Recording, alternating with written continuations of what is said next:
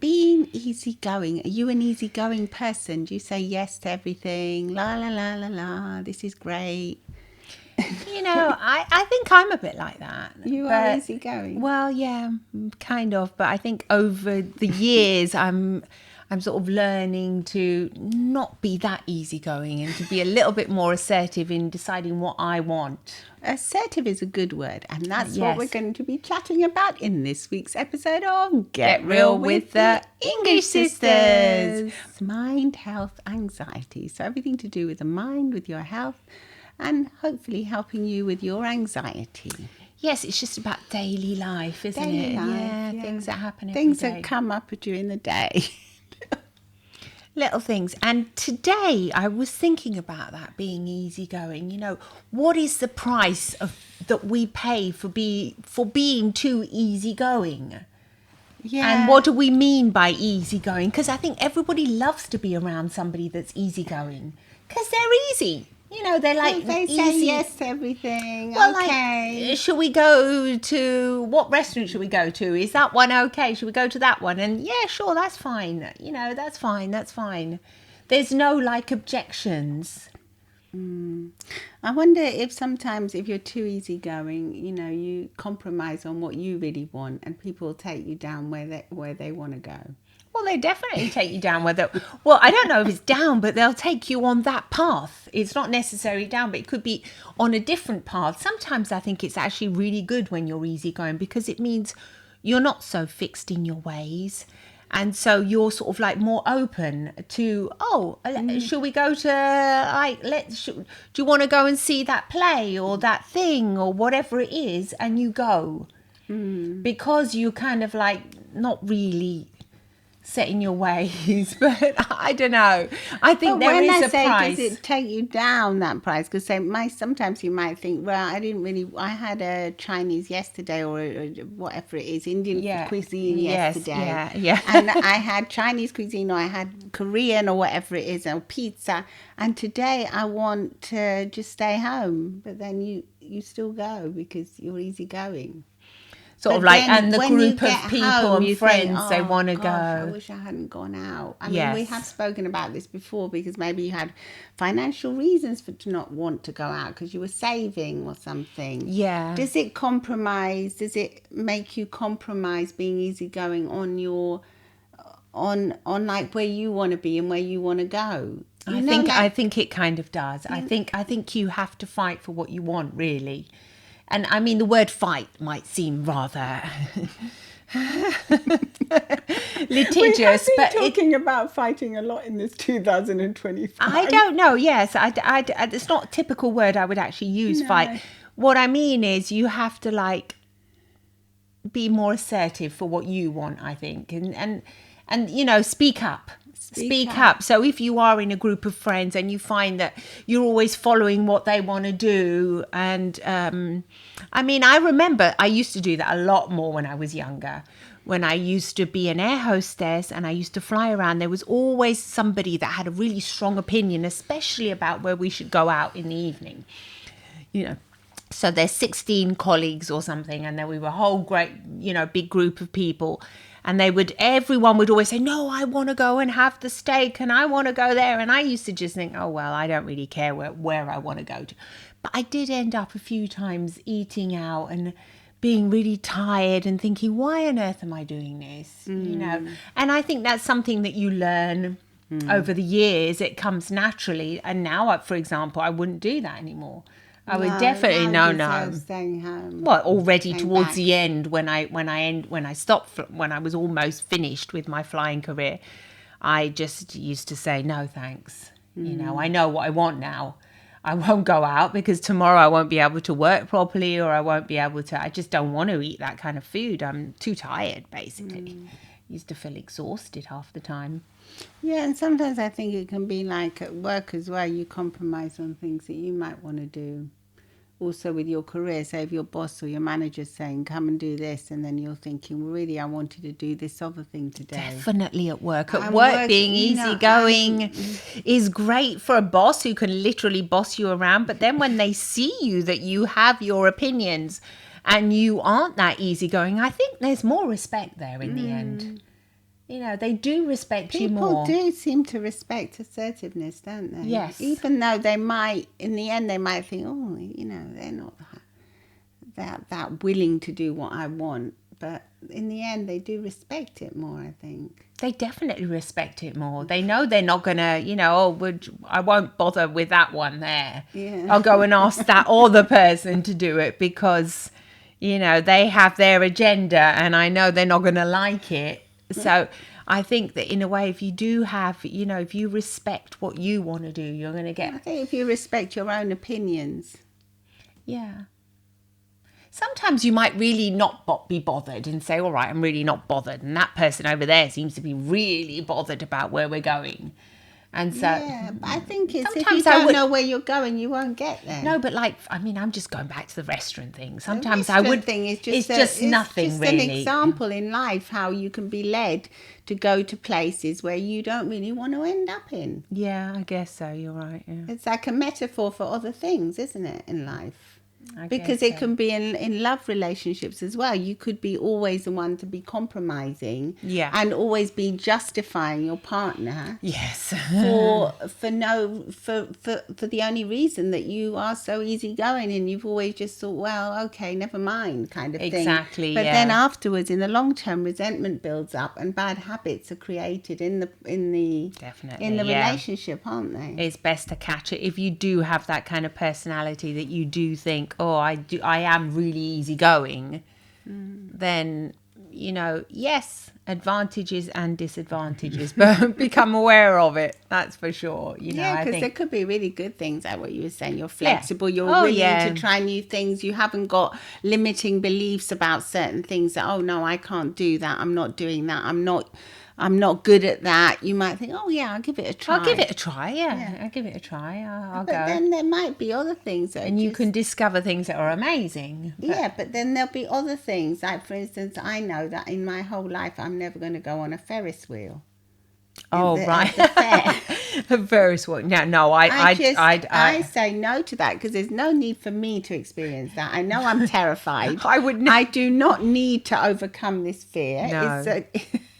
It's an unnatural thing to be on, and it's not necessary. No. Whereas I agree. For instance, if we have done therapy for people with fear of flying for our clients, if I had a fear of flying, I would go to therapy and get it sorted, because it's actually stopping me from doing what I need to do, which is get to a different country quick. Yeah, exactly. Yeah. Whereas being on a Ferris wheel is irrelevant. Yeah, going on those, those game things. Oh God, no, I would never.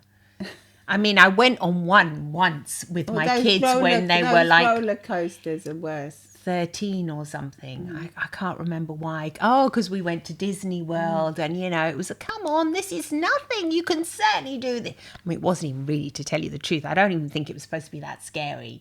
No. But for me, what a horrible experience it was. You just go on this train and you go around and things were coming out. Was it the House of Horrors? No, I would have never gone into one of those. It was supposed to be this space thing or something. Was it E.T. thing? No, that was okay actually.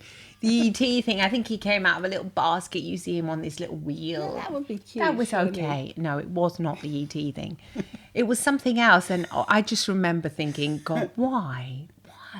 Why didn't they just go with their dad? Why did they have to? But they really wanted you to go, didn't they? They did, but look, when I got off it, they said, Mum, really, honestly, no, there was no point. I said, that's a horrible thing. I am never going to do anything. You said like you that. weren't going back to the caves as well, didn't you? Oh my God, the caves. Don't talk to me about those caves. Yeah, le grotte. The caves. I got being easygoing again. Still at 50. I didn't go to the almost caves. 8 years said, old. No way. Yeah, I've been to see them once, and that's enough in my whole life. Yeah, I've still got to learn about this because I still. You are more easygoing, aren't honestly, you? But how was? Honestly, they said these are the most don't warn you, beautiful do they? caves in the world. They're so beautiful. You go in, and there are stalagmites. Oh my God. For me, honestly, the moment I got in, I felt that cold air and I thought, okay, calm down. This is fine. And at the time, that was before my eye operation, wasn't so it? you couldn't see properly.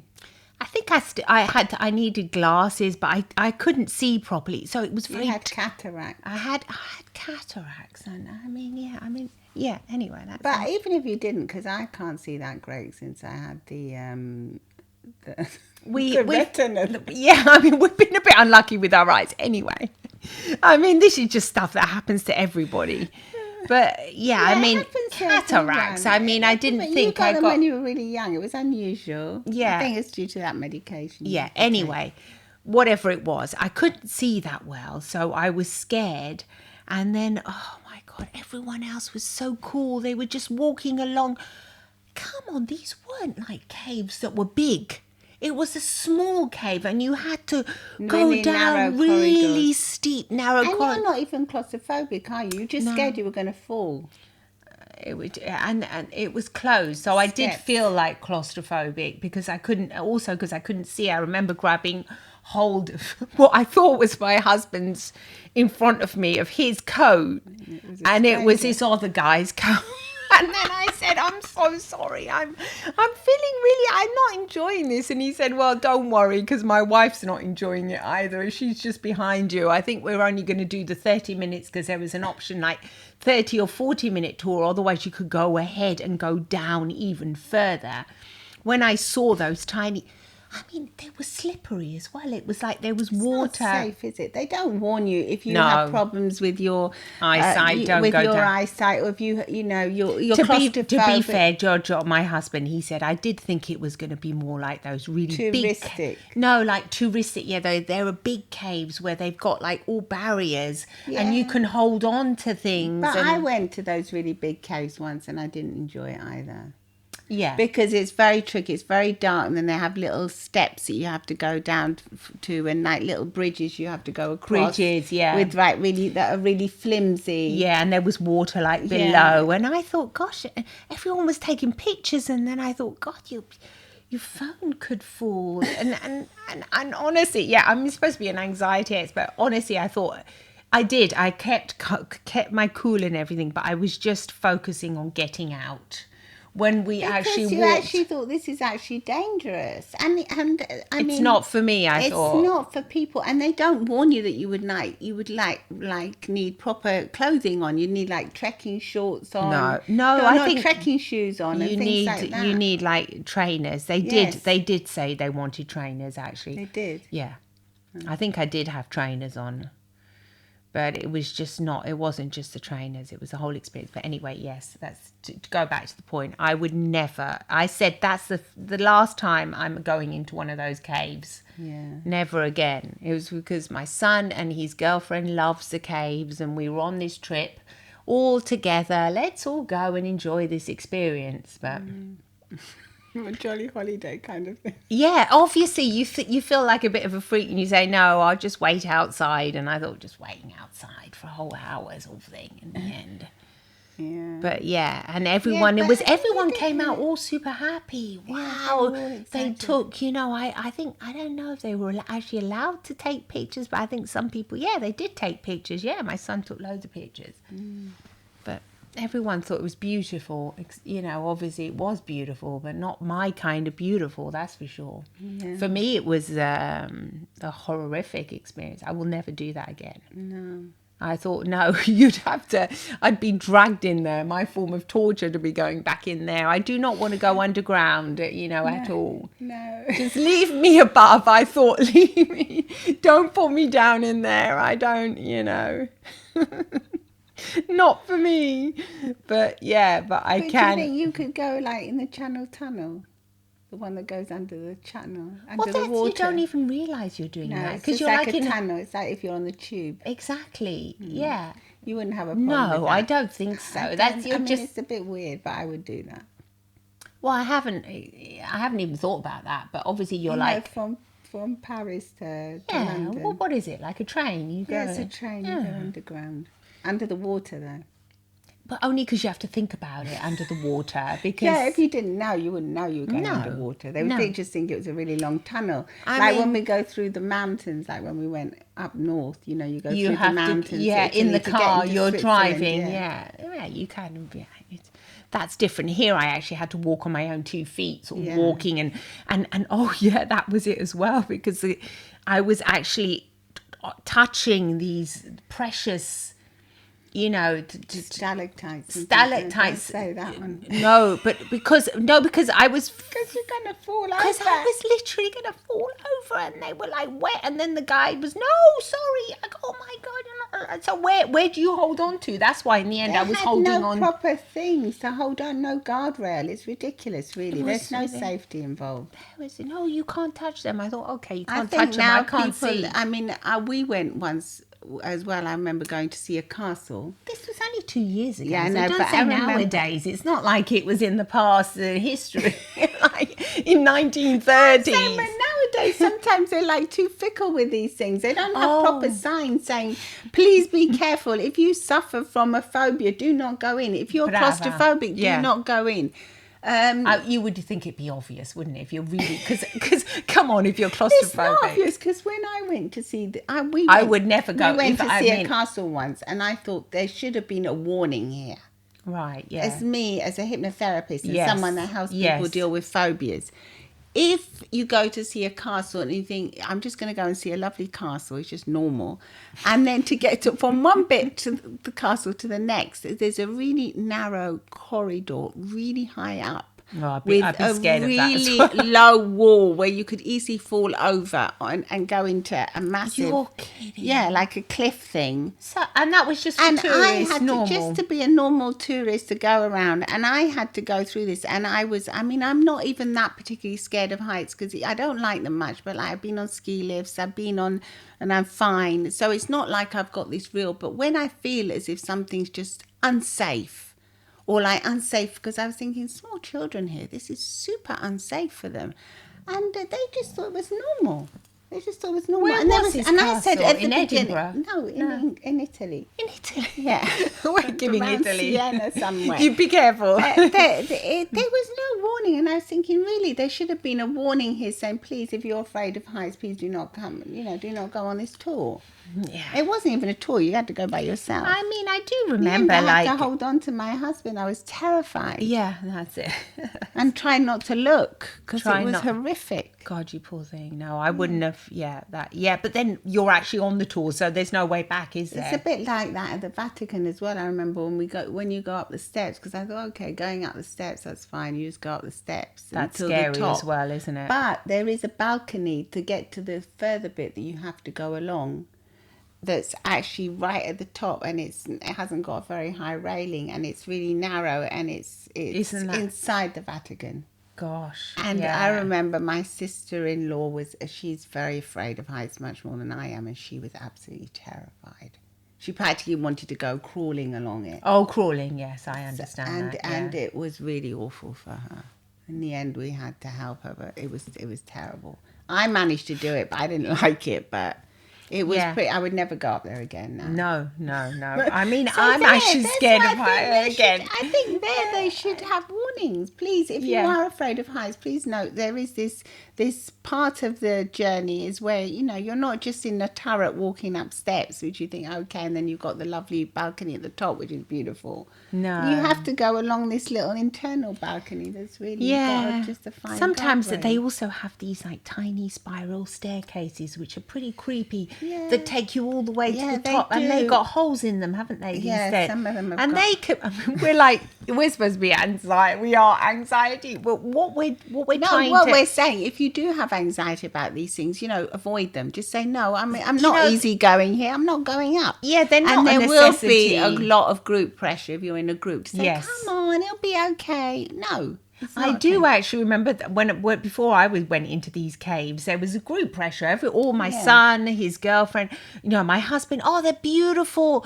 Yudka, be tranquila. What's There's wrong with you? nothing. Are you joking? It's really easy. It's just, of course, it's a tourist thing. How many? Look, that old lady's going in there. Do you think that she can do it? Why can't you do it? Sort of thing.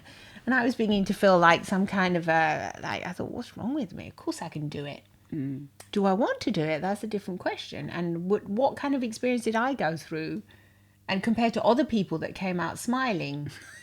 I mean, I was like, oh, just please. When I actually saw the sunshine at the end of it, I thought, God, I mean, I would rather be prepared. So if you know you're going in for this experience, okay, but prepare yourself. prepare yourself. Remember, you have to wear, water's going to fall on your head. I wasn't expecting that.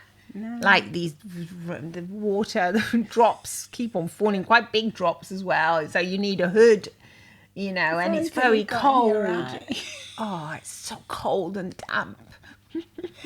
Anyway, not good. If you do have a phobia about anything, we are available for hypnotherapy. Even though after hearing us, you think, oh, wait. No, but obviously if we did have a phobia, we would be able to. If it's something that you really want to get rid of. Yeah, I'm just saying, do not do things that don't, there's no need for it. There are certain, like we want to call them phobias. I wouldn't say mine was a phobia. I would say that fear. Just did not like it. And no common sense. Very unpleasant experience for me. And not necessary. Not necessary at all. I could have been having a lovely cappuccino somewhere. I mean, what's the point? Why is my life, seconds and minutes of my life are precious? Why waste them doing something I do not, there are enough things that are unpleasant in this life that we have to do. We have to. Like sometimes you have to do things that you just don't want to do, but you got to do them for your health or for whatever reasons. So why do them when you don't have to? That's what I say. Yeah, that's what I say too. You come to this age and you think, yes, if there's a lesson to be learned, it's that. Well, I learned that lesson very young, actually, when I was like 21, when I saw my friend. And she was really not easygoing at all when we were stuck in Paris. And she was very assertive, and she got what she wanted. In the end, she managed to get us in. She got what she wanted a lot of the time. They sent us away, and she said, "No, I'm sorry, I'm not having it." And she just stood there and stared at them. Yeah, whereas you would have just thought... I walked off and she said, "What are you doing?" Because I hadn't seen her. I didn't even know she was there. No. Just happened to bump into her, Michelle. Yeah, Michelle.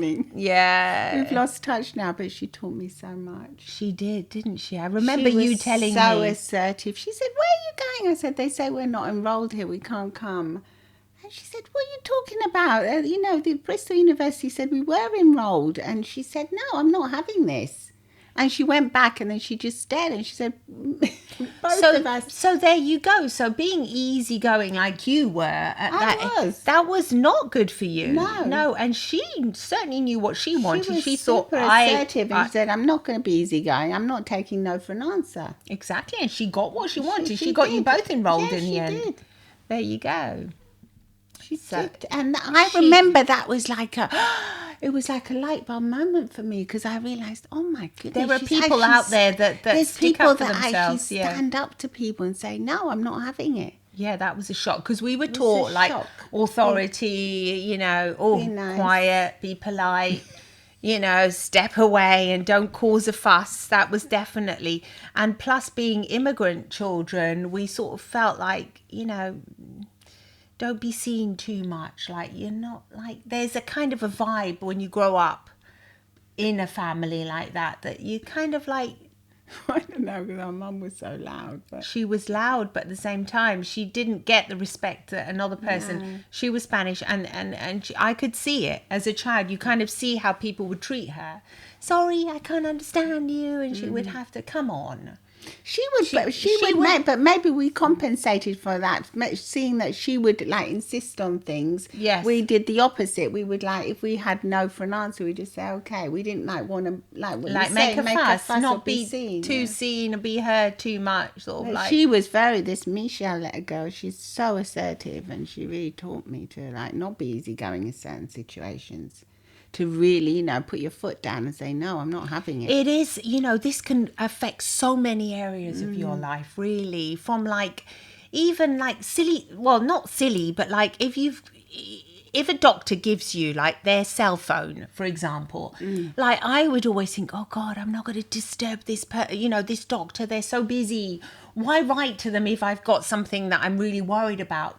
No, they give you their cell phone for a reason. Yeah. Like even my husband now, he's just been operated on his knee. His surgeon gave him his cell phone and he said, "Hey, Jojo, contact me, no worries." And there he was saying, "Oh, I don't want to bother him." I for goodness sake, you've got the cell phone, write to him. Even if it's just, do you know what I mean? You know, these things you've got to, being easygoing is not always to your own advantage. You have to, stick up for what your rights and what you need and what you want. You have to stand up for yourself. Yeah, and let's do more of that in 2025. Definitely. And let us know what you think. Do you want to stand up for yourself more? Do you like being easygoing? Are you, really happy with that? Or do you notice that sometimes in life, maybe I really don't need to do Yeah, exactly. Send us a text message and come and see us on Instagram and say hi at Get Real with the English Sisters or the English Sisters. And also come and see the video on YouTube where we have the video version too. Say hi there too, or any way you like. Lots of love and smiles from the English Sisters. Bye-bye.